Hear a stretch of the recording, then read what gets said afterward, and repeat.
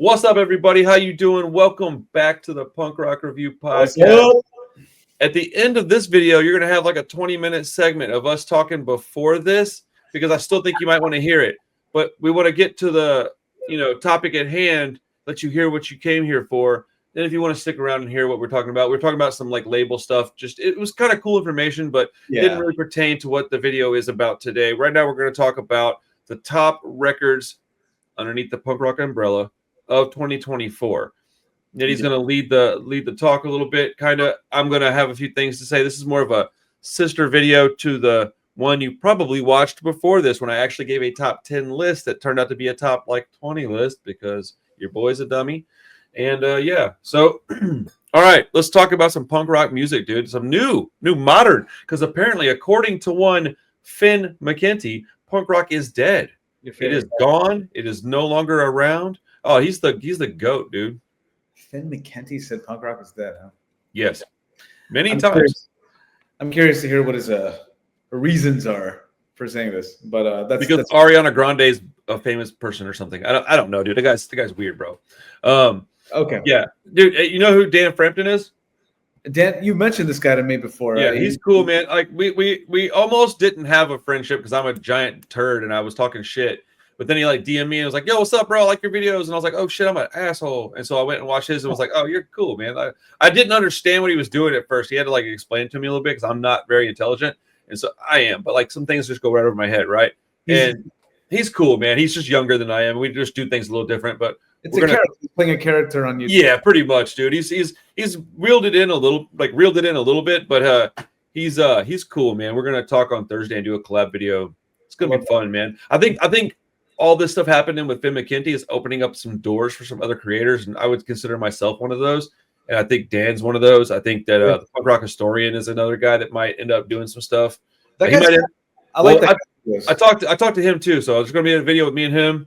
I've got some collabs coming, and I've got a lot of interviews coming, bro. I'm telling you, I'm about to take over this whole platform of punk rock shit. I'm telling you, I can feel it, man, because I have the community too. I like that. Instead of looking at these people like they're against your competition. No, dude, they're the homies, dude. We have to. This is the problem with a lot of other genres, man. Is that punk rock? We want to be united on this, man. Like, I don't see why not. Like, why wouldn't we? I understand there's competition. I get that, but like, I feel like we would all benefit from helping each other, especially now that we're all getting to like that 10,000 mark. Like, I got 8K right now, but I'll hit 10K before too long, and we all have a reasonable sized channel. Then why wouldn't we want to help? I don't know.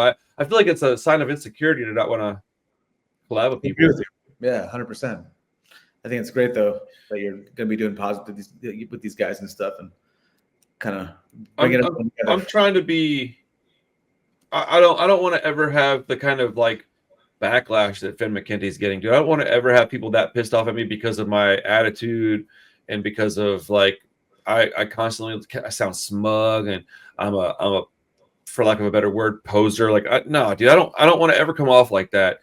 And I'm not the coolest guy, and I don't know everything, but I am okay with that, and I'm secure with that. So like nobody can come at me about that because I don't care. Like cool, I don't know everything, I don't like everything, like whatever. But I'm not disingenuous, and I'm certainly not pretentious. So I don't think I have much to worry about in that aspect. So all right, dude, lay it on me, man. What album are we going to get panned for liking? Well, okay. And as usual, please in the comments below, tell me what your favorite albums were of 2024. Yeah, I want to know. I got some ideas that I want to know. This is definitely not a comprehensive list or a definitive list. I have to make that as a caveat first. Say that I probably barely scratched the surface. I probably hear something next week, but I'm like, oh shit, this should be on this list. That's not how that works, dude. It's your list. It's about what you heard. This is what came to mind. You heard it. It got nothing to do with what everybody else heard. 100%. If you didn't hear something, then how in the world could it be on your list? How am I supposed to know about it? Exactly.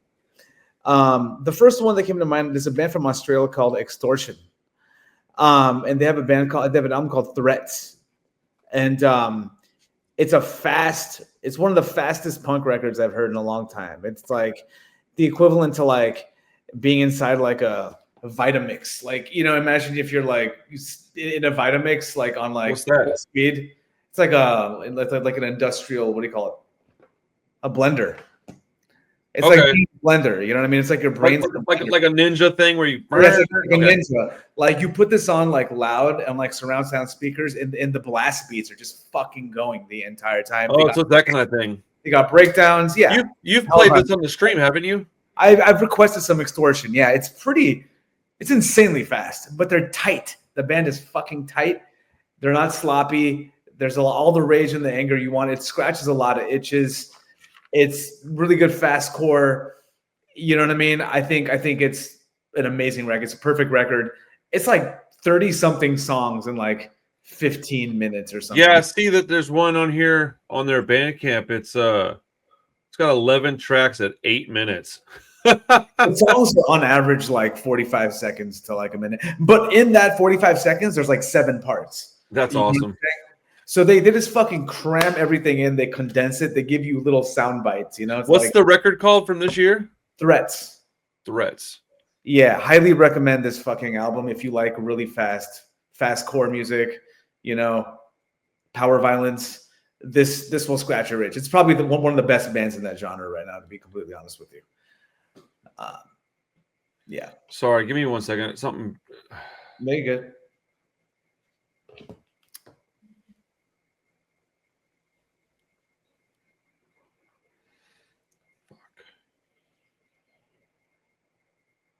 Cue Jeopardy music. Yeah, sorry. Well, owning a label, man, sometimes you have to answer questions all the time, all of a sudden that are like kind of important. I get that. Oh shit. Dude, I just got the shit scared out of me for no reason. I misunderstood something, and he was like, "Hey, did you look at these records?" And I'm like, "The ones I gave you, like the test presses, I thought there's something wrong with them." He's like, "No, dumbass, the ones I gave you to look at to buy." I'm like, "Oh, geez, no, I've looked through half of them, so sorry." You're fine. I'm glad it was all good. Yeah. Are we going back and forth on this, or am I just going down my list? No, give me a couple, and I'll jump in with one. Okay, cool. So Extortion, Threats, Australia album came out this year. Check them out; they're great. My other one is let's see here. Patrol from Spain. There's an EP, self-titled EP. What's the band called? Patrol. Patro. Correct. Yeah. Like Patrol. Yeah. Okay. Yeah. Patrol. Yeah, EP. It's I think you've played them before on the channel, Randall. I think is it a 12-inch EP? I think I've got it. It's EP. There's like 4 or 5 songs on it.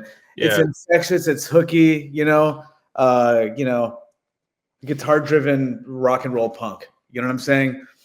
It's got looking it up real quick. Glam kind of aspect to it too. It's got some 70s kind of hard rock stuff going on, but it's a punk record, a proper punk record. The production is killer. I don't know. The guitar tones are on point. Very cool and energetic album. And I'm looking forward to the. Oh, dude, this band's awesome, man! I know. It's on cassette that I couldn't get one, is what it was. I've played them on the channel. I think I might have even uploaded it, dude. It's awesome. You did upload it. You have it on your very very good. I'm a fucking fan. I think they have a great sound. I like rock and roll a lot, and like their guitar sounds are fucking great. They got 2 guitars, and the way they play off each other is really cool. They got good guitar tone. There's a lot of reverb. I'm a fucking reverb hoe. I love that shit. Yeah, you do. You come up with a lot of the ever since I feel like I kind of got the ball rolling on that French stuff, and then all of a sudden, dude, like that's all you're listening to lately.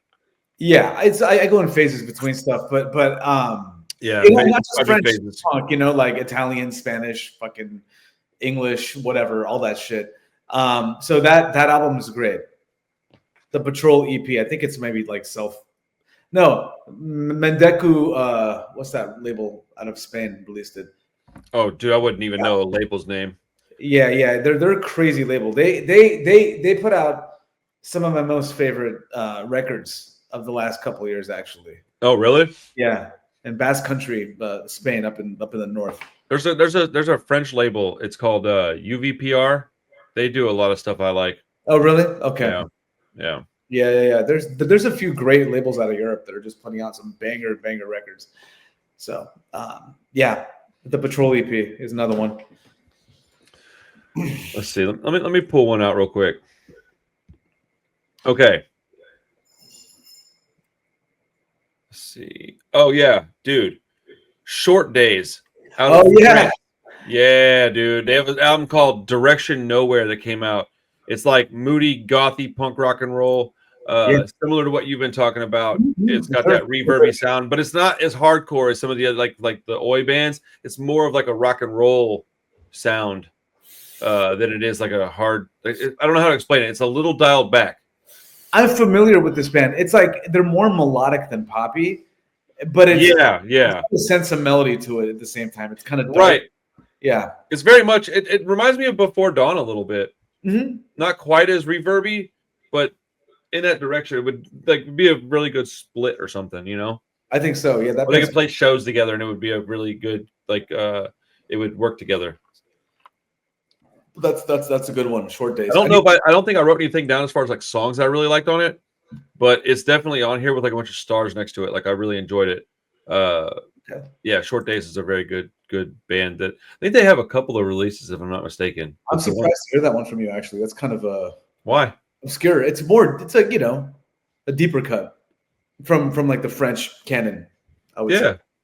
Yeah. Why does that surprise you? I don't know, because you listen to so much fucking music. I didn't think you. Yeah, that's why it wouldn't surprise me.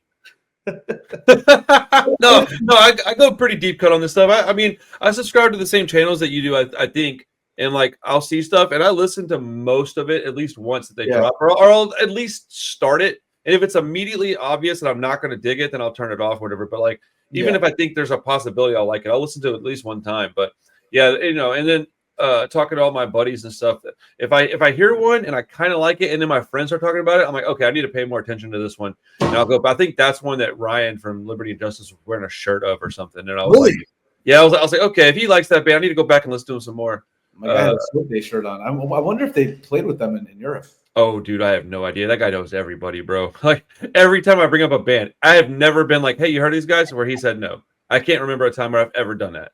I'd like to talk to this guy. Ryan? Oh, he's awesome, bro. Yeah, that's a good pick. Yeah, I need to go back and listen to that record. Actually, it's really good. You'll like it. What's the name of the record? My bad. I thought I'd said it. It's called Direction Nowhere. Direction Nowhere. Short Days. Cool. Sweet. Heck yes. You got one more in you? No. You go, dude. I'm doing like one for every two. This is like a companion piece to your exhaustive list that you already have. Okay. Yeah. Well, that one's gonna have like imagery on it. This is just us talking, hanging out, and people can bitch about the lack of imagery when they get into the comments. This is a band that I discovered yesterday, actually, or 2 days ago. Dude, you have like recency bias like nobody I've ever met in my life. So many times we've done a video and you're like, I heard this morning, and I'm like, how could that be your favorite then? Because it's what's got my attention the past. That's weird, bro. Why is that weird? Because there's no way you could have had the time to let that like resonate with you enough to be like the best of the year. That doesn't even make sense. Well, okay. I mean, I don't care. Like, whatever. We're just talking about. I did say in the beginning of this is by no means a comprehensive or definitive. No, but that's your cop out. That's your cop out for like just give the list. It's something that I enjoy. This is my list, right? I enjoy the fucking album. I'm talking about it. Jesus Christ, man. Can't go fucking 10 minutes without arguing with you. Hey, all right. I don't know what this dude's doing, buddy. The band's called Enyor. I think you liked it. I actually requested one of the songs on the channel. In your ball bag? In my ball bag. in your nutsack. How do you spell that? Enyor. Oh shit! I definitely was going to spell that wrong. Yeah. They're actually a Catalonian band. So they're a band from like the fucking like southeastern corner of Spain, in a region that speaks a different language. That's retarded. The Catalan language. It's like I don't know how to find this shit. Stop being a hipster, bro. Like just I can't. What the fuck? The band is good. You like the song. You wrote it there. You're like, I'm gonna write this down. I like it. How did you even find this band? On that label I like from the north of Spain. Oh, really? Basque Country label, yeah. I remember the cover of this, the cover art. I remember that, and I remember enjoying whatever the song was. Which one did you play? You played. I think it was Ferides. Yeah, I think it was. I think it was the second song. I'm saying it wrong. Yeah, it's like really lo-fi. I think these guys recorded like this stuff on a 4-track in like a basement or something. It's like, oh, it's definitely in like a bathroom stall while their homeboy's tapping on some dude's toe, trying to make a little yeah. It's like some shitty recording. Exactly, right? It's like some shitty bathroom recording, but it's interesting, and I found it really, really cool. It's kind of like anarcho post-punk oi with like emo with like really cool pretty guitar parts, you know. The vocals are kind of gruff. It's lo-fi as fuck, you know. I dig that though, man. Like every now and then you need a good lo-fi recording. Like the songs are just that good that the recording quality doesn't matter. Like every now and then you need that in your life. Like I've had a couple over the last 2 years. I've probably had like 4 or 5 tapes come through my possession that I was like, man, the recording quality is terrible, but these songs are so good. Right. And I'm like, I think it was all by design. And I like some clarity in my sound. I don't like it to be super lo-fi all the time, but every now and then I really do appreciate like some real shitty sound, because it's like if it's by design and it's done right, it's still going to sound good. I think you and I have very different sonic sensibilities. Yeah. I like the rougher fucking recordings a little bit more, because I like to try to find like what's going on. You know what I mean? It's almost like, you know how this is gonna sound hipster. You're gonna make fun of me. I am. Mozart said something like, "You were right. It's the notes that you don't hear." Some bullshit like that. That is some bullshit. Some of those, I don't think so. I think there's some. The notes I don't hear are my favorite. Shut up, nerd. What do you mean? Why are you saying that? In the comments below, tell me if you agree with me on that shit. Okay. Yeah, guys, let them know if you like the notes that you don't hear in the songs. Listen, man. All I'm saying. Yeah, sing along to that shit. The mind, it picks up on interesting things, you know, like the frequency in your brain and shit. It's like it can kind of fuck with you in a way that's good. I prefer when the vocals are buried way back in the mix, dude. Yeah, I don't. Jesse Michaels was talking about that. He said he likes them back there too. I don't like the vocals on top of that. That's one of my pet peeves is on a recording when like it's like someone slapped the vocals on top. Give me an example so I can kind of put it into perspective. Do you have one off top? I can't really think of one off the top of my head. No, I wasn't saying that to like be a smartass. I was actually asking like if you had an example off the top of your head, because I don't know that I even understand what you're saying. A lot of overproduced like pop punk. When one comes to mind or whatever, I'll find one and send it to you. But like a lot of really like overproduced or super produced and polished material tends to do that. You know what I mean? Would this be like a sort of an example? The way the drums sound on the new Blink-182 video album are so on top of everything, it drives me nuts. Like I can hear it over everything the whole time. It's just all I can fucking hear is drums on that record, dude. And it's because Travis Barker produced it, and so he got well, no. It's not like a shit talk thing. Like he's just so good at making the drums sound so good that is just better than everything else. So it makes everything else sound like it wasn't a priority when I'm sure it was. Yeah. I mean, it could be. I need to hear the record to figure it out. But I thought you had heard it. That's why I brought it up. I'll check them out. I mean, I think that's an interesting band because they've kind of evolved, you know, in their own way. Oh, their new shit is hot garbage, bro. But like something California or something fucking. That's like a couple years old at this point. It's called One More Time. Okay. It's not. I mean, look, dude, they have a handful of songs that are pretty good on it, and then the rest of it's just filler to me. I mean, some of their fans really enjoy it, man. And look, dude, if you enjoy that record, by all means, dude, go out and listen to it. I'm not saying don't listen to it. I'm just saying I don't like it. So definitely, these fans, dude, they get so up in arms about stuff, and I am not the type to not argue about it. So please don't start an argument, because I will get in the comments and be like, no, fuck you, because I got the time. In general, though, just as a side note, yeah, you know, I like it when the vocals are kind of like interesting, hidden in like, you know, that explains your love of Leatherface. Yeah, I was gonna mention that band. You know, yeah. So yeah, they're a propulsive driving band. You know, like, you know, musically, I think they're fucking genius. I think their instrumentation's fantastic. I don't know if I could even respond to that, because I've listened to them a fair amount, but I don't know like song names, and I can recognize some songs, and I know Horsebox is a good record. Like, I've listened to them enough to know that there's some good records out there. Horsebox are aggravating to most people. Like that snare, it's like really like it's gated. It's fun. Yeah, and you know, my point is that I understand that vocal style is what you're talking about. So now I kind of understand more what you're saying. I actually definitely don't like that, like at all. And I think part of it is because my hearing is pretty bad, specifically on my left side. Yeah. So like when the vocals are bare like that, it just sounds like this to me the whole time. I can't understand anything they're saying. And I'm just like, bro, I'm a lyricist. So like I need lyrics. I write all the time. I used to be in a band and I did the lyrics I've never done anything but vocals in a band. So like, that's my favorite part of it is the vocals. I like a good vocalist and I like good lyrics. I tend to, it's funny you mentioned that. I like lyrics too. They're important to me, but that's the least important part of the song to me typically. That's fucking bananas how lyrics can be. I like, the guitar parts are important to me, the bass and the drums. I listen to being into punk rock, man. I don't see how the lyrics can be anything but they're important, but like a lot of times it's like I'm not that blown away by what someone is saying in a fucking song. You know what I mean? It's not like fucking spoken word poetry to me necessarily. Well, spoken word poetry is terrible, but like fucking, I'm not talking about like being blown away. We're saying like they're important. Like if they're talking about, never mind. I think we're just not even talking about the same thing, honestly. All I'm saying is that sonically, I think we prefer different things, and that's okay. You know what I mean? Nitty. It's okay. It's okay to not like the same shit. You know what I mean? It's okay. It's fine. Even though you're fucking wrong. Moving on to do you want, I mean, I think am I gonna do one more and you're gonna do one more? There's a band that really impressed me quite a bit this year called Schedule One. The album's called Crucible, actually. Hold on, I think I know that one too. Yeah, it's a fucking fantastic record. That band kicks some fucking major ass, dude. Schedule One. That band and Homefront, I think, should tour together if they haven't already. They're both from Canada. Oh, damn. Schedule One's one that I've seen and not listened to. Hold on. I think maybe I've heard a song or two from you. I've requested them. I think it's funny. I remember the way you've requested. I've played it because I don't react to the stuff I request. One song you were like, "Holy shit, that's fucking good." The other one you're like, "Eh." You typically come with some pretty good requests, man. I mean, I think maybe out of all the songs you've had me play in the stream, there's been like 3 or 4 I didn't like. That's a bro. I'm pretty polite on there with the requests from the homies typically because like I do. I have good taste.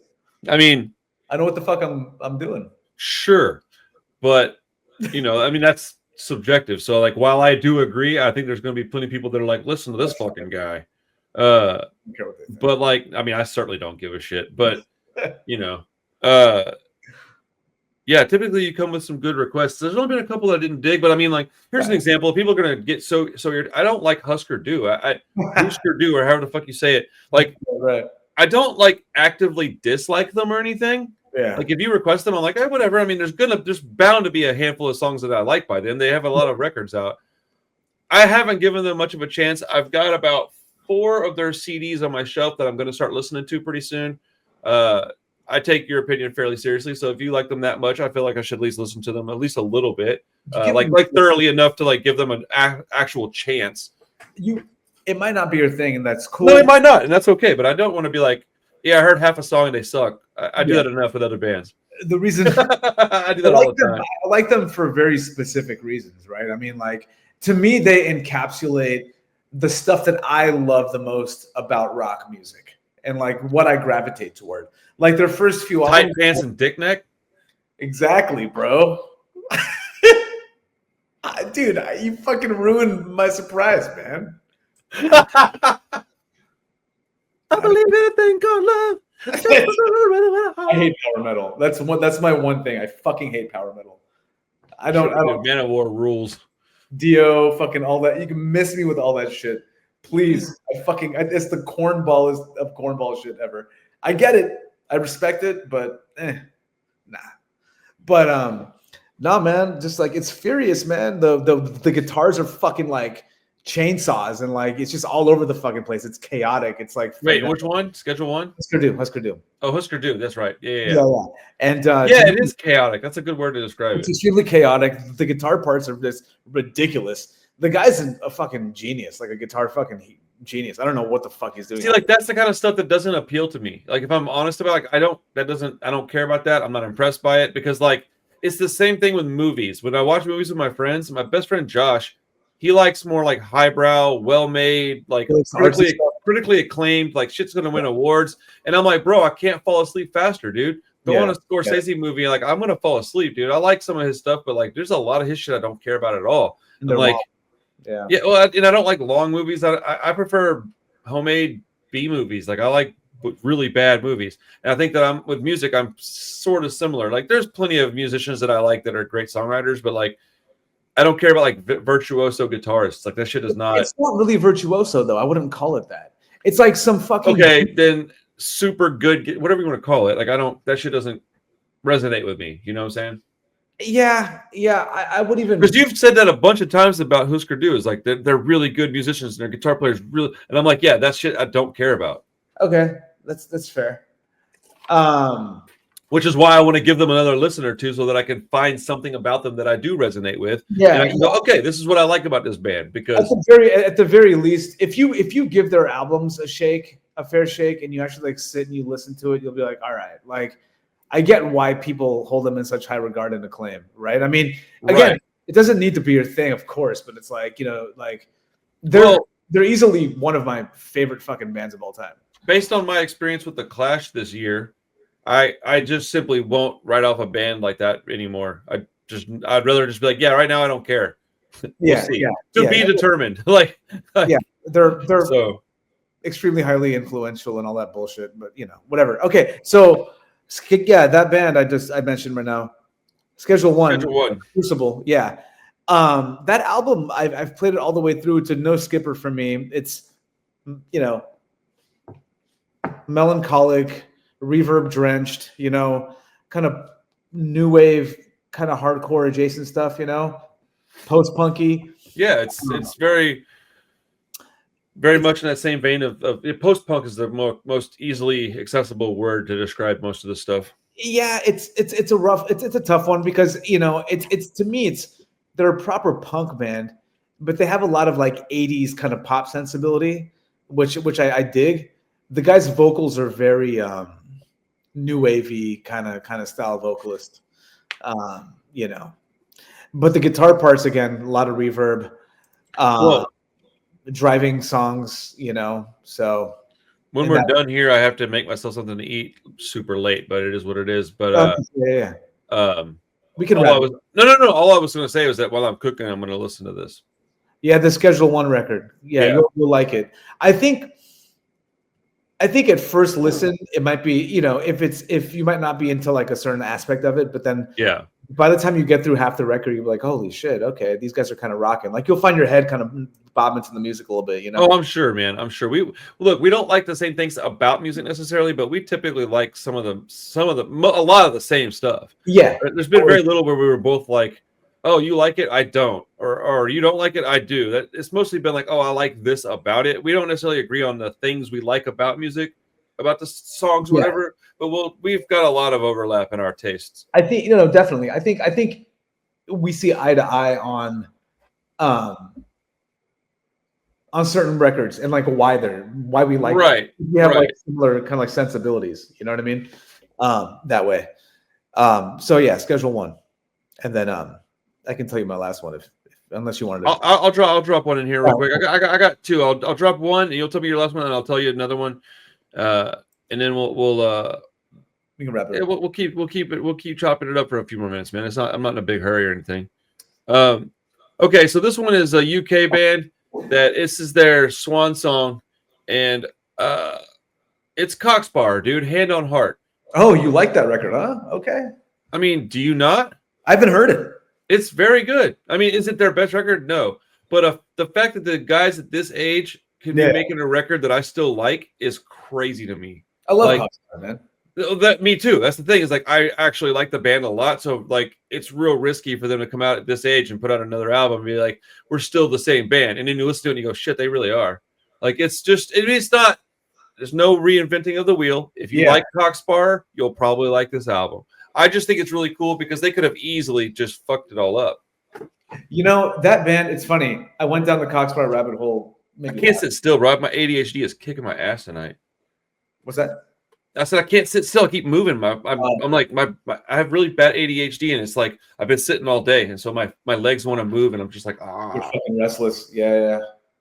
That's the word, restless. Excuse me. Albums that were just like, I don't know, weird or duds in like the 90s. I think every band has that at some point. Yeah. And then there was a point in Coxbar's career where they tried like new wave, in the 80s. I think it was called something Riot. Is the name of the record? Hold on. I don't even. Have you heard that record? Yeah, I've heard all their material to a degree. There's like a new wavy Cockspire record. It's interesting.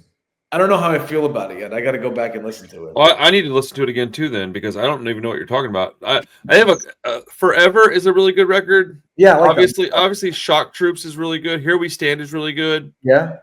Okay, let me look at here and see. You're talking about Running Riot '84? That might be it, dude. That might be it. That's their second record. There's no way that's a new wave record. I'm telling you, if you listen to that album, it's unlike their other records. No shit, huh?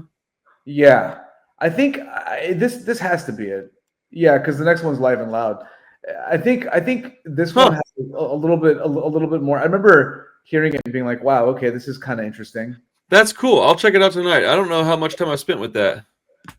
Yeah. And it came out in '84, which is interesting too. Blitz's whatever second record, you know what I mean? I love that album. Second Empire Justice? Yes. Really? Okay. Yeah, dude, I love it. I never understood why people hated it. It's because it wasn't the like Oi Blitz that they were used to. I'm like lying through my teeth about that. I do know why people didn't like it because when I was like 19, I didn't like it. But like from that, it was like, wow, okay. Well, I said that and I was like, what are you talking about, dude? When you were young, you hated that record. So I hated it when I was a kid, but as an adult, I've liked it for a long time. Fantastic. And well, when all this Cold Oi stuff started popping off, that's the first thing I thought of was that second Blitz album. Yeah, that album. In fact, I think that Homefront is really influenced by that particular record too. Dude, I can't wait to talk to that guy. He's super nice, man. I didn't realize he was in Wednesday Night Heroes. Yeah, again, I just like read about the band. I'm like, oh, that's so crazy, man. I have a lot of people coming on the channel soon. I'm very proud of this hard work we've been putting in, man. I say we as like a community, dude. It's like you've helped me by helping me keep the podcast going and shit. Like I appreciate it, man. It's my pleasure, man. I love this thing is. I think there's something fixing to happen with this channel, bro. Like I don't know if it's gonna be like, oh, we're at 100,000. No. I'm just saying, like, I think some good things are coming. I do for the culture, man. This is some of the coolest, best music out there, man. Why wouldn't I want to talk about it, right? That is true. There's a lot of good music out there that we're discovering and rediscovering and talking about and ranking and just keeping alive. I mean, if these bands are making us happy and bringing us joy, then I think it's important to share that. 100%. Give me your last one, bro, because I got a good one at the end. Okay, all right. This one is going to be a potential point of contention due to events that have occurred earlier this year. But I really liked the last Chisel record a lot. Oh, God. I didn't even put that anywhere close to my list. It's a fucking awesome album, man. I listened to it yesterday, and I was just, like, completely unmoved by it. All right. Well, I'm not even talking. I'm like being like, I don't even understand it, to be honest with you. Like, I don't understand why, because when it first came out, I really enjoyed it. I don't know what it is that's in my head that I can't separate from it. I mean, it could be the events that led up to. Yeah. I mean, the same thing happened with the other band. They dropped an EP, and I was just like, man, it was all right, I guess. I just feel like everybody involved, and it's good. Like, it's objectively good. So is the Chisel record, and I don't care about either of them. I'm gonna go on a limb and say it's probably because of all the drama and all the bullshit. Yeah. I think it just burned me out on it. I'm just like, oh, I don't care. But yes, it is a very good record. What a fucking nightmare. It's very good. Yeah, what a fucking nightmare. I mean, again, like I listened to it and like on the first listen, I was like, holy shit, man. Like it blew me away. Like the songs have great hooks. The guitar parts are really fucking cool. It encapsulates like the melody that I like and the fury, the passionate, aspect of punk. I like the production, It's got that UK 82 kind of Oi stuff. And, I hear a little bit of Leatherface in there too, which I always like.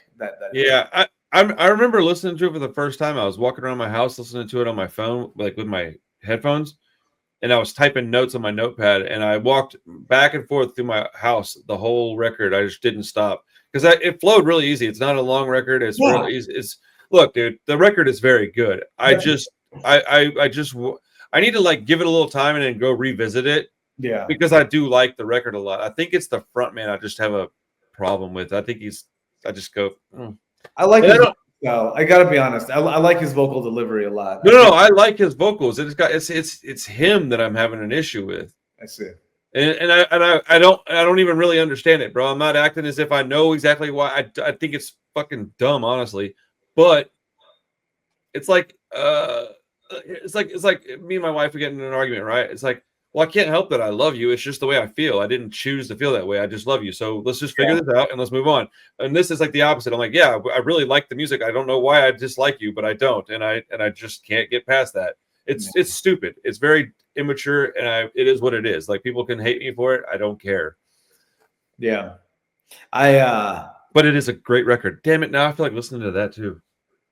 I mean, when you're ready to come around to it, give it a spin, man. I think. Yeah, I own it on vinyl. I can listen to it like tomorrow. It's not. That's the thing, is I didn't chuck it and get rid of it. You know what I'm saying? I wasn't like, oh, fuck this band. It just like all of a sudden didn't hit like it did the day before. You know? Yeah, but that was one of the few records, and I don't say that about a lot of albums, but I was texting my friends like the minute I heard it. Like, no shit, huh? Record. I was like, yeah, like the guys I playing bands with and shit. I'm like, dude, the new Chisel. So just to counter that, I'll give you two. One is the new Chubby and the Gang. Okay, yeah. Is on my list because I love that record. I don't know which one is objectively better. I think I like them both probably about the same, honestly. They're very different records, though. One's more the Chubby record? Yeah, but they just have some people that play on both records. For anybody that doesn't know this, they have people that are in both bands. Chubby the Gang one has got, I think the highs are a little higher, but the lows are also a little lower. Whereas the Chisel's a little more like quality all the way through, doesn't really move much. Chubby's one goes way up and then like not way down, but like it goes down a little bit and then it'll kind of. There's some interesting songs on there, like the piano ballads and fucking. That's the one that I don't care for much. That's its low point. I think it's the last song on side A, if I'm not mistaken. But overall, it's a great record. I got to give that one a spin too. Chubby and the Gang is a fantastic band. Dude, I really enjoy that band quite a bit. Actually. Have you not listened to their whole record yet? Not the new one. I've heard Speed Kills and the Mutt Nuts, which I love both those albums. But, yeah. Dude, I have all their records. I really enjoy that band a lot. But I heard them way before the Chisel was even a thing. So I'm always going to like Chubby because it was a band I liked way before all this shit happened. But that's another record that came out this year that's very, very good. And I'll end out this portion of the conversation by saying there's a band called Hood Rats. And they're from Canada. They have an album that came out called Crime, Hysteria, and Useless Information. Dude, it's just old school fast punk. It rules. I don't even know much else about it. I've only heard it twice. I like that. But when you said that one earlier that you just kind of heard today, it reminded me of Hood Rats. I've only heard it a couple of times, but I remember it made a very, very distinct impression on me because it was just like no frills. It was to the point, and it was like, oh man, here we go. It was really good. It's to me. The mark of an album that sticks with you is one that just kind of grabs you by the balls like right away. And you're like, oh man, right. Got me. Like, it gets your attention, it's like commanding. And then you listen to it and you're like, fuck, dude, this is like electric. It makes you feel something, And I think that with punk, it's like, it's obvious when that happens. Right. Well, so none of the records that I mentioned were actually on my top 10 list. Interesting. So like I'll give you a couple more things before we go. I'll give you one of my honorable mentions, and then I'll give you one that's on my top 10 list, and I won't tell you which one is which. Okay. So we have let's see. We'll go with Mean Jeans from Australia. No, they're from Portland. Excuse me. Yeah, they're from Oregon. Yeah, Oregon. Who's from Australia? It's another band. Clowns is from Australia. It's Mean Jeans, Blasted. It's a Ramones core record, and it's just like front to back, solid all the way through. Okay. And I really, really, really, really like Ramones core. So like, if I get a good album from that subgenre, I tend to hold it and go, nope, I like this one. This one ranks really high for me. Okay. Do what? Mean Jeans. I said Mean Jeans. Yeah. Mean Jeans Blasted is a really good record. And then The Offspring, dude. I have to admit it, man. That new album it's so good, dude. It's 10 songs. It's only got one that I don't like, and I think it's just because I don't get it. Damn. It's really good. They've got what? Is it Pretty Fly for a White Guy Part 2? No, that I would understand. It's called Come to Brazil. And it's like this play on this meme, I guess. I don't really know, but like those guys are fucking still at it. Yeah, dude. It's 10 songs, and quite literally, all the other 9 songs I have like a check mark next to, and they're on playlists. Okay. What album is it on? Is it on Epitaph? No, it's a major label release, bro. Okay, all right. Dude, it's shocking how good they still are. If you like Pennywise and you like Bad Religion, and you tell me that Offspring is no good, that is bullshit. Because they sound like a poppier version of both of those bands. I'm gonna keep it 100 with you right now. Even in the 90s, okay, I like the Offspring enough, but they ranked very lowly on the list of the bands that I like from the Epitaph era. They weren't among like my favorites, you know? Yeah. Yeah. I love Pennywise. Pennywise was the shit, man. Are you fucking kidding me, man? Yeah, so is Offspring. Yeah, Pennywise is awesome. The Offspring has things that other bands don't have because they also own Nitro Records, and we have them to thank for shit like Ensign and Old AFI, and like Jughead's Revenge. Remember that band? And fucking what's the other one? Hitler Bad, something good. Vandals. God, I hate that fucking band. that album is good though. I fuck with Hitler Bad, Vandals good. That's a hilarious record. If you want to laugh and have a good time. I don't. I hate music like that. But yeah, the Offspring's record Supercharged, man. It's got a lot of good songs on it. Now I think it's a little bit like I respect that band a lot. They're pulling from a lot of their old material to like write familiar riffs and stuff. So like yeah, but it's still good. Like it shocked me, dude. When I heard it, I was like, I cannot believe this. Check it out. I fully expected to just shit on that record, dude. I listened to the whole thing on the stream, and I was like, I kept shaking my head. I was like, this is crazy, dude. I can't find a song that I hate. Like I just couldn't. I'm gonna sit down and listen to the Offspring tomorrow. It's not that long either.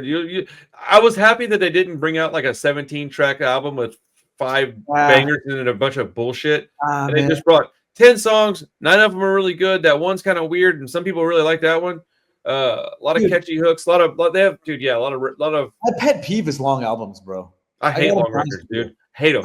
When I see like 17, 18 records, songs on a record, I'm like, why, man? Split that shit up, man. Yeah, make 2 albums out of it. The fuck do you need to put all this shit on one record for? Dude, and back in the 90s, it was different because you had to buy a CD and you had to spend all your money on it. There was no online. But now you don't need to do that, man. You can make an EP and another EP, or you can even do a single, or you can do you can even drop it digitally 2 separate times and then drop 1 LP with one on each side. And so everybody that wants to own a physical copy can get. The Slads did that. They did 2 different tapes, and then at the end of the year, they dropped both of them on 1 album. Yeah, which is I think that's fucking awesome. The Offspring dude killed it, bro. I'm gonna check that one out. Offspring. There's a band that I discovered recently, and I really no, I'm playing. I really wanted this record to come out this year, but it was released in 2022. I'm just gonna fucking drop it because everyone needs to listen to this. 2022. It was 2 years ago. What are you talking about? I think it was the best fucking like Oi EP of that year, man. These guys fucking roughed up, man. That EP is fucking killer. Killer EP, dude. It's good, but I don't think it's close to as good as you think it is. No, I think it's fantastic. I think the taste and the swag is like chef's kiss, dude. They're like, I don't know, the way they like play the guitars and like execute that shit. It's like the songs are short. It's good, but I don't think it's not. I wasn't like. There's 100 bands that have albums from that era that I think are better. I don't know, man. I think you might be right, but like I think that particular EP again, it grabbed me in a way that appealed to like my sensibilities for like why I like fucking punk rock and oi music. But see, here's the thing: is like we all have those albums that we really like for whatever reasons, and it doesn't really matter. Like what I think just doesn't matter. I'm trying to find. Okay, I knew this was 2022. Okay, I got a 2022 record that I'm going to throw out there too. Then, all right, Bullshit Detector's Death Depression is fucking way better than that Roughed Up EP. Like it is so fucking good, and they don't even those dudes. I think Richard like hates that record now. I don't think he hates it, but like his new shit's so far superior. Is it a full length? It's a full length. Okay. I put it out on cassette. It's out on vinyl too. You put it out. I like Bullshit Detector a lot. They're awesome, dude. They're really good. Well, I mean, I put it out like later on for him. I released it on cassette for him like a year later. The best song that I've heard on your label to date, though, is that Justice track. Yeah, I know you like that one a lot. I don't talk favorites on my label because I like everybody. But I love that song, dude. It No was diss to any of the other bands on your label and songs. They're all great, but that's my. Wait until you hear the 7 inches that I have fixing to release, dude. Like, not that I think it's any better or worse or whatever, but I think you're gonna go, oh shit, there's some quality coming from this label. Like that Empire Down track that's not released yet. Look, dude, I can't fucking wait for people to hear this song, dude. Like the Bullshit Detector stuff is really, really great too, man. Like Bullshit Detector is like probably like my favorite band. I kind of feel like they're your favorite band. Yeah, they're like, yeah, the Rant is always gonna fucking. Rancid's my number one all time. Period. The end. Hard stop. But Bullshit Detector, I feel like, is a very pivotal band for you. Them. So is Empire Down, and so is Liberty and Justice. I'm really glad that I have like friends that are in bands I love, and then I get to work with a bunch of them. It's dope. Dude, wait till you hear the other 4 songs on the Before Dawn EP. They're just as good. As a matter of fact, Dave, the singer, he's like, no, dude, that song is our least quality song. And I don't agree with that. I think it's probably like one of the better ones. Okay. Wow. Sneak peeks over here, huh? I'm putting it out. No, but bro, what I'm saying is that you've heard the other songs already. I'm putting it out. How would I have not heard them? I didn't know when they were going to be ready or done. I don't even know if they had more material yet. Oh no, dude! Like I'm sending it out like in a couple days. Okay. Yeah, no. It's that song came with the package of all the other songs. Oh, got it. All right. Yeah. I'm sorry, I misunderstood what you're saying, but yeah, I mean, I have to hear the music before I release it. I have to go over the lyrics too, because like I'm not with some shit. I'm not going to put out not that anybody. I'm not really worried about it, but I don't like sacrilegious stuff. I don't like pro-religious stuff either. I just don't want to have sacrilegious stuff in the music. So I'll go through and like if it's something like egregiously, like I'm like, dude, come on, man. I've you know, you can go through my discography and see that I'm not too hard on that. I just like to know what's going on in my music if I'm putting it out. Is more or less the issue. There's a lot of weird oi bands out there that have some interesting ideas about things too. So like pro or anti-religion. Not related to religion, but more like there's a band, for instance, called like Legion 76 or something like that. I know them. And like their imagery is like really like the American Revolution, kind of like George Washington on the cover and shit. And you're like, all right, yeah, where are you going with this exactly? You know what I mean? Yeah, I think some of those dudes are just so like working stiff that they're just like, I don't know. I don't know. I don't know, right? So I don't think it's bad, but I don't think that I understand it because I'm not from that part of the world or the country or whatever, and I didn't do the same things they've done. It'd be like if somebody looked at me and was like, "Man, I can't believe that guy likes all that street punk stuff. What the fuck's his deal?" But they, worked in an office and grew up in the suburbs. I'm like, well, yeah, you wouldn't understand that shit. Go do some drugs and get strung out and, get assaulted as a child and go talk to me. Like everybody goes through what they go through. Yeah, you got to and all that. Yeah, I carry Legion 76 stuff in my store. I haven't looked too closely at it, but I know that imagery is like sepia colored. Like it's very old school. There's another band called Marching Orders. I don't know why I thought of them in the same sentence. Yeah. Oh yeah, I do, because I got them in the same distro box. Yeah, they're good. Marching Orders is good. Yeah, there's a great band from Boston actually that you mentioned. Comintern Sect is really good too. Sorry. Oh, Comintern Sect's fantastic. I love that band. I missed them when they played in San Francisco. But there's a band called Battery March from Boston. Oh, they're good. Yeah. Dude, some guy was wearing a Battery March shirt on Saturday. That's cool. I noticed it was crazy. Yeah. That's a deep cut. Like that band. That is a deep cut. Battery March is good. Dude, you know what if anybody's still watching this, I gotta say this. I want people to hear this, man. The best compliment that I've ever gotten about this channel. Well, there's been 2 that made me feel really good for different reasons. One, obviously, somebody said that I was their favorite channel, and it like touched me, dude. I was like, that's amazing, bro. Like I never thought I'd ever hear somebody say some shit like that because I don't feel like I earned it. But I'll take it and I appreciate it. But the one that always gets me, that I'm always proud of, is when people say, yeah, man, I come to your channel because I find out about a bunch of new bands that I like now. And whenever I hear that, it makes me so happy because that's literally my goal, is to bring new bands to the attention of people that haven't heard them yet, is like to support these underground bands, to bring them out to the front of everybody and go, here, this is good. Listen to it. Right. Also, how many people on the internet, on YouTube, are saying these words out loud of these bands, like these names, right? Oh, dude. Like 1 or 2? uttering, yeah, us. Yeah. We're uttering, no one said fucking battery march on a YouTube stream in the past fucking month. Shit, 5 years. For 5 years. Rancid gets plenty of love, dude, but Yeah, like Comintern Sec doesn't. Comintern Sec doesn't get that much Syndrome love. 81, dude. Dude, I have like a whole following of people that like me because I like Cold Oi shit, and I like that. I'm proud of that. That's awesome. I mean, it's a big genre. I mean, it's much bigger. Not really. It's a pretty small genre, really. Well, I mean, I was going to say in like overseas, like in I mean, even there, it's not that. I wouldn't call it like a big genre. It's it's doing okay, but like it's still very, very underground.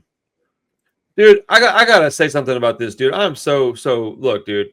It's funny too because this is gonna make me align with Finn McKenty to a certain degree, other than like our responses to this are vastly different, right? What's going on? His issue was that the stuff he loved that he made videos about didn't get as many views as the stuff that he made videos about that he didn't love. So he felt like he had to do the other videos so that he could get the views and make the money and da da da da da. I have the same issue. I did a video. I flew across the country and I interviewed a legend, a fucking legend, dude. And I come back home. I upload the video after editing the shit out of it. Yeah. And it's got like 8,400 views in a week. In 24 hours. Well, this kind of goes back to like the Aaron Michelot fucking thing. Yeah, dude. I did 2 shitty videos on Finn McKenty with no editing, nothing, dude. And they got 11,500 views in one day, 250 new subscribers. Now, here's the thing. He's all jaded about it. I don't like it, but I appreciate the new subscribers. And I'll take this opportunity to do what? Go ahead. Sorry, I didn't mean to cut you off. Well, I'll take this opportunity to like hopefully, cultivate a larger community. But like, he got all bent out of shape, and who knows how I'm going to feel in a few years. But like, man, I don't want to have to do shit I don't like. I don't get it, man. I don't understand why people care that much about Finn McKenty. First off, I mean, we're talking about it because it's a hot subject. If it was no subject at all, I wouldn't be talking about it because I wouldn't care. But like, I had a personal interaction with the guys, which is why I don't like him. I'm gonna keep it a buck with you, man. I like watching interviews with people, and when you talk about records and stuff punk related. Yeah. But I listened to like 10 minutes of the Finn McKenty one. I'm like, I'm good, man. Yeah. No, I know that. I don't want to hear you talk about this guy. I know. Well, here's the thing, though, and I mean that with respect to you. No. I totally understand that because my buddy Chris Klink from Generation X, Born to Lose, etc., says the exact same shit. Right? I also understand that. The only problem is that I have to look out for the health of my channel. There is no other option. The point of me saying that was I think it's interesting, right? Like I think it's very interesting. Like the people that would rather have you do segments where you just like trash talk fucking internet people, right? Aren't the same people that want to give the Jesse Michaels video any love. Sort of. I think there's crossover there, but I think the problem is that there's 2 different generations of people. I think it's completely different generations, and there's like a bunch of crossover, but like 80% of it's different. Yeah. And I'm not like hating on people that want to watch the Finn McKenty stuff, but I'm glad they're here, man. Like sincerely, like I'm very, very grateful for every single person that watches my channel. I just don't understand why they're not also watching the Jesse Michaels. Like I don't care if you want to watch the Finn McKenty stuff. Like why aren't you watching Jesse Michaels stuff, dude? That shit is crazy cool, man. It's for the same reason that you said that those kids came into the shop and said they didn't know who Operation Heavy was. Right, because I'm old. Right, exactly. And this Finn McKenty guy was like more relevant in the past fucking. No, he definitely. No. Yeah. Well, I mean, fuck him. I don't care about that dude. Yeah, he's pretty whack, dude. Anyone that calls himself the punk rock NBA can fucking eat a dick. Like, what's up with that name? And dude, I had a handful of people in the comments that are like, why do you care? What are we, fucking 12? And I'm like, yeah, bro, I'm 12, you dumbass. Fuck that guy. He's a fucking culture vulture grifter, and I don't fucking have to like him. Yeah, I can have an opinion. Fuck that dude. He's a dork, man. Like, well, he's getting a lot of hate on the internet right now. So well deserved. Now, I don't know all the other shit that happened with him and his lady and whatnot, and I don't care. But like, as far do what? But there's like drama with that shit too, or what? So there's like grooming accusations, and I don't know anything about that, but they're very much accusations. I haven't spoke on it much because I don't care to. I don't know anything about it. Yeah. But if he did do some shit like that, that's even worse, dude. Yeah. But But like, I don't know that he did. Somebody told me that they met when she was 18 and he was 30, and I was like, okay, well, I don't see the appeal in dating somebody that age. If I'm 30, there's nothing wrong with that because there's nothing illegal about it. So that's not something that I'm concerned about. But then somebody else said that they met when she was 16 and he was 35. I don't know which one's true, but that is obviously gross and wrong, and the other one is just weird. So like, you know, it's the dude set himself up for this though, man. He came out and he was very, very arrogant, and he's very condescending, and he's very pretentious, and people don't like that shit. And he's only talking about stuff that have toxic fan bases anyways, dude. Yeah. Like butt rock stuff and all these like new metal bands, they have toxic fan bases because it's a bunch of radio listening, trailer living white trash dudes, which is fine. I have plenty of friends and family like that, but like, I don't want to make videos about Limp Bizkit. And I could make so much money and grow the channel so far if I just made 2 videos, one about Linkin Park and one about, I don't know, baby metal, and I'm just not going to do it. I just don't. What would you say about these fucking bands though? Like, what they suck ass? No, but what I'm saying is, I just like, how much? What is there to say? Like, I would just give the history of them. It's very easy, man. You just make a video, talk about the history of them, because we all deliver that message a little differently. That's the thing. Is 10 of us could make a video about the same exact topic, and somebody would watch all 10 of them because we're all different creators. And we all do it differently. I edit different. I talk different. I have a different attitude and a different opinion. That makes it a different video. So this is why people could do similar content and still get views. I see.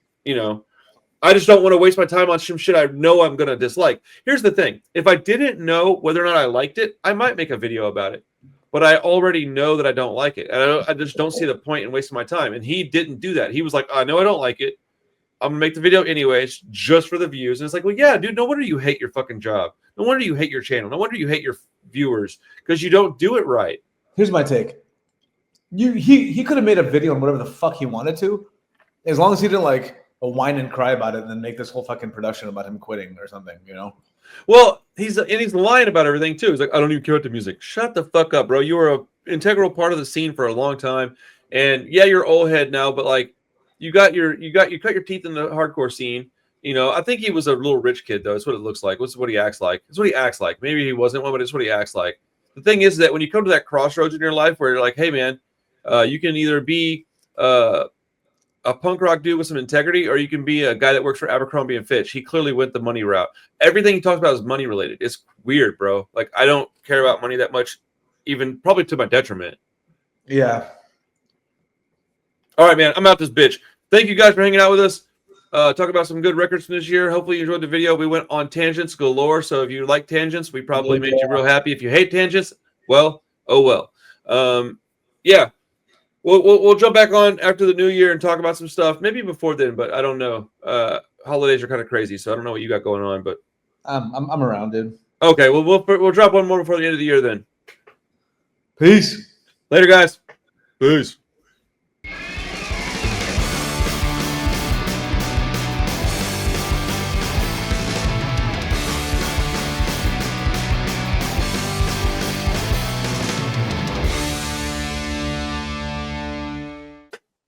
What's up, everybody? How you doing?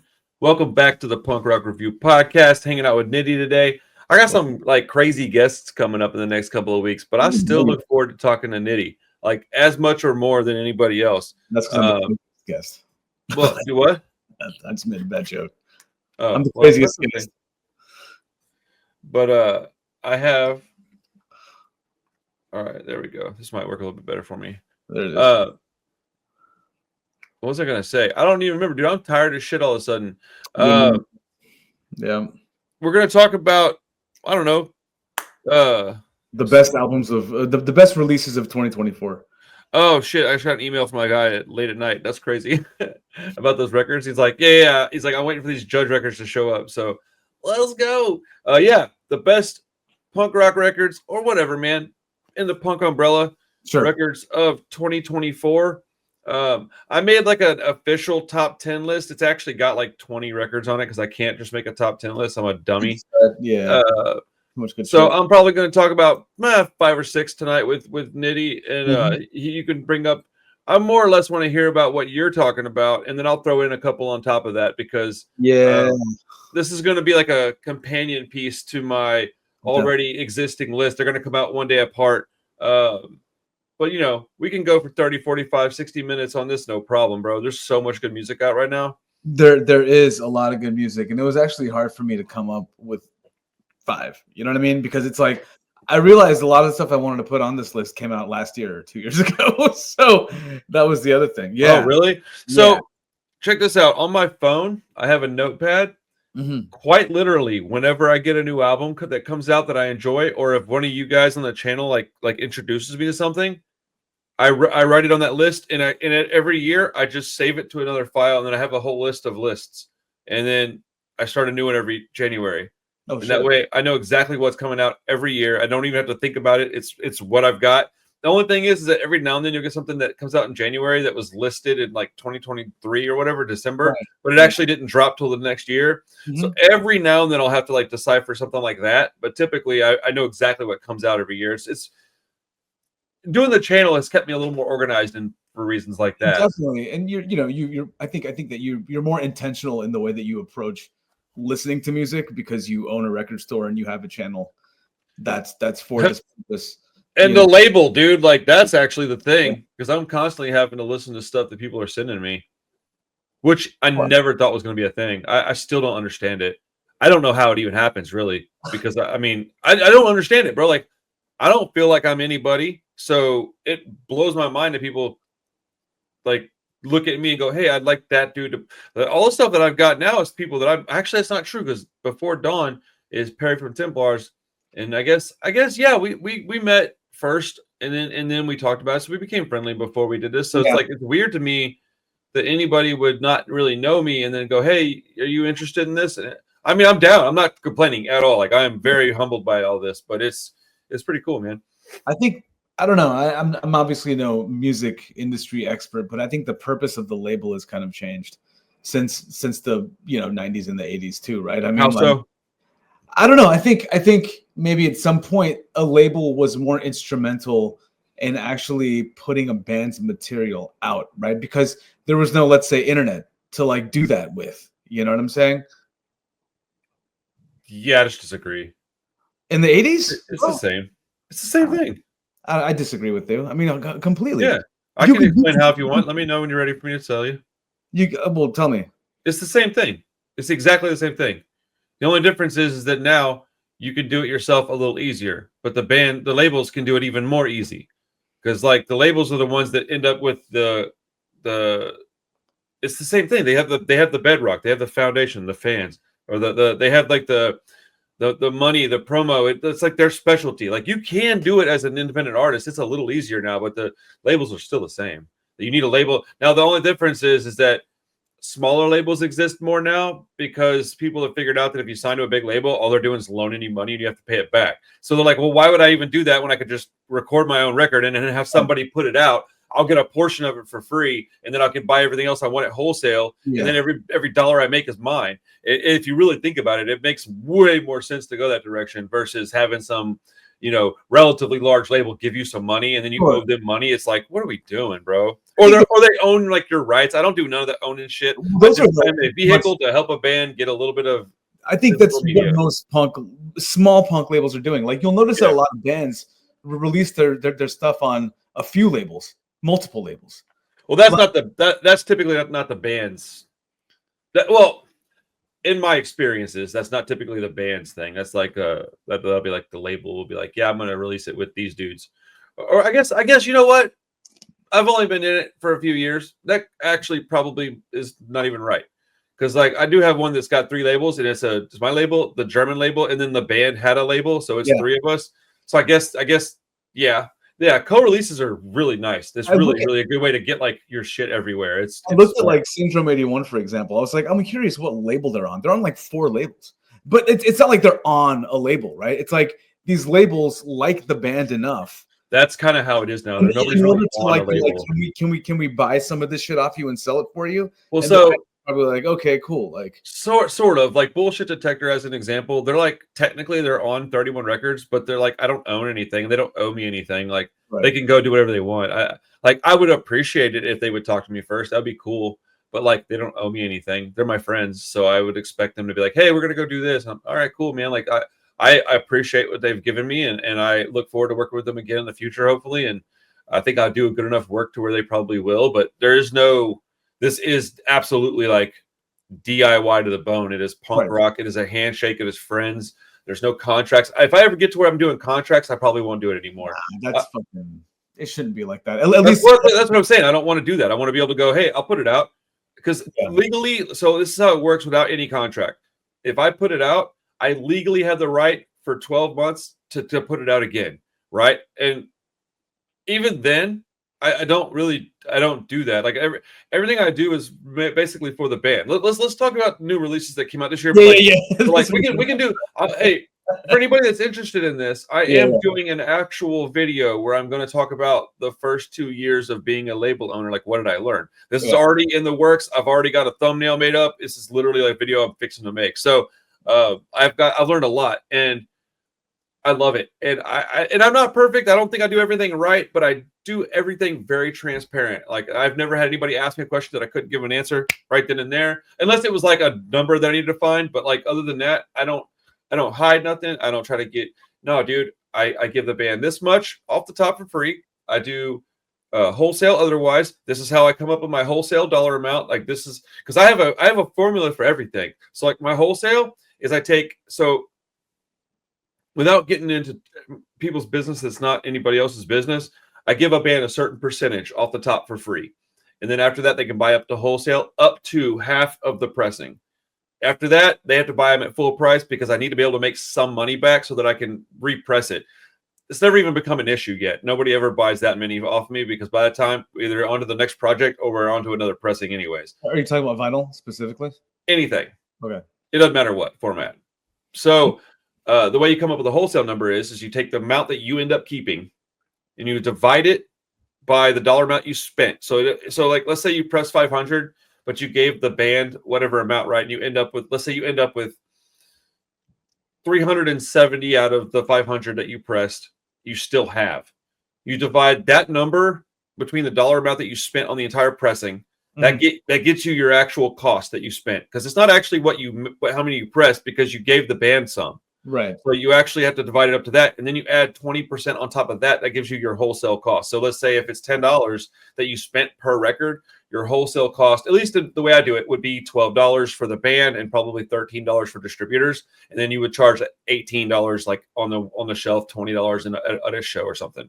You know, $20 at a show versus $18 at a store is for a very easy reason because people can have a $20 bill and you don't have to give them change back. And almost nobody's going to complain about giving the band $2 more. So I typically try to keep it all round numbers, easy. I learned a lot, bro. In 2 years and change, I've learned a lot, dude. I could probably qualify for some jobs. It's tough. Yeah. I mean, yeah, especially like in the punk rock world, it's such a niche thing anyway. And dude, here's the thing, man. Bands that don't have experience with this, they tend to say and ask for things that are fucking crazy, dude. This band actually asked me, so when you press it, how do we get this was on tapes. How do we get our tapes? And I was like, well, I give you this many off the top. And they were like, wait, what do you mean? And I was like, well, off the top, you get this many for free. And then I explained it to them. If you want more, you buy them in wholesale. That way you get whatever dollar amount you want to sell them for. You get that off the top. That's free. That helps you recover the cost of your recording. And I was like, and then everything else that you buy, you can hopefully make some money. And I was like, it's not really, we don't make a lot of money doing this unless we press, thousands and sell thousands. And they were like, well, wait, why don't we get the rest of them? And I was like, the rest of what? And they're like, the tapes. What are you going to do with them? And I was like, I'm going to sell them. Right. Yeah. And they were like, wait, we don't get all of them. And I was like, why would I press I said, are you going to buy them from? I was so confused, dude. And the guy literally thought I was going to press 125 copies of a tape and give him 125 copies of the tape at no cost. Yeah. Yeah. I was like, I said, man, not to be rude, but like, why would anybody do that? Yeah, I don't want to I don't really need to make a lot of money off of it or anything, but like, I got to make my money back. Right. It was wild, dude. Also, if they sell out of the first like whatever you give them for free, that's not a bad thing. That's a good thing. That means that they can buy the other tapes off you. Most people end up buying like they buy like double what I give them. So like if I give them 50 something, they'll buy another 50 just so they have some for, and that drops their overall cost down even more because they're getting 100 for the cost of 50, and then they can sell those on the road. Totally. And like I said, it goes up to half the pressing because after that I have to sell those at regular price in order to make my money back. And like right now I'm already looking at hopefully doing a second press of some of these 7 inches because it's getting a lot of attention. So we'll see, man. I don't know, but excuse me, I fucking love these bands. I do this for the bands. You know, is there a certain amount of like pride that I have in it? Of course, but it's not about clout. It's about pride. I'm like super stoked to do it. No, that's real shit. I will say, like in my experiences being in the band, though, the way to get rid of the most amount of merch is to play shows. That's where people buy this shit the most. Well, I mean, I won't even work with a band that's not playing shows. Mail order stuff is good. Yeah, I mean, it's no, like off the top, bro, off rip, bro. Without apology, the tape that I did last, they had to buy for a certain amount of them because they hadn't been playing very many shows. They're a new band, but I like their music so much that I was like, all right, we're only doing a tape, so it's not crazy expensive. Right. What can we come up with? And he's like, how about we basically co-release it? And I was like, perfect, dude. And so we did it. So I got a certain amount of tapes. They got a certain amount of tapes, and neither of us came out of pocket too much. And so even if they just sit here, it doesn't hurt. I got to help somebody. I like those guys a lot. They're my friends. Their music's good. So whatever.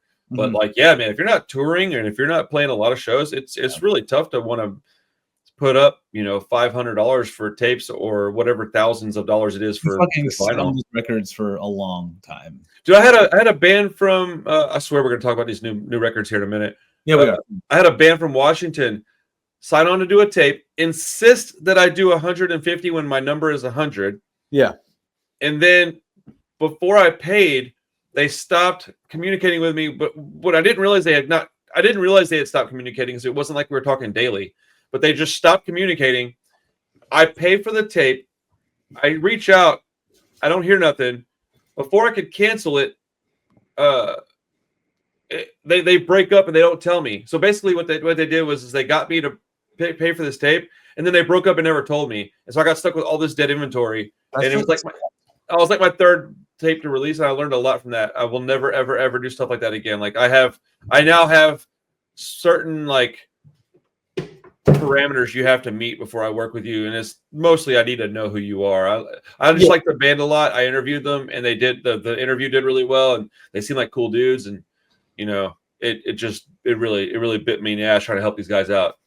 Yeah, I think that's real. Anyway, we can keep talking about this forever, but actually, real quick, I have to explain why I ended up making that tape for somebody that I didn't know that well. Because I interviewed them. I don't want to seem like a complete moron because I'm not. I interviewed this band.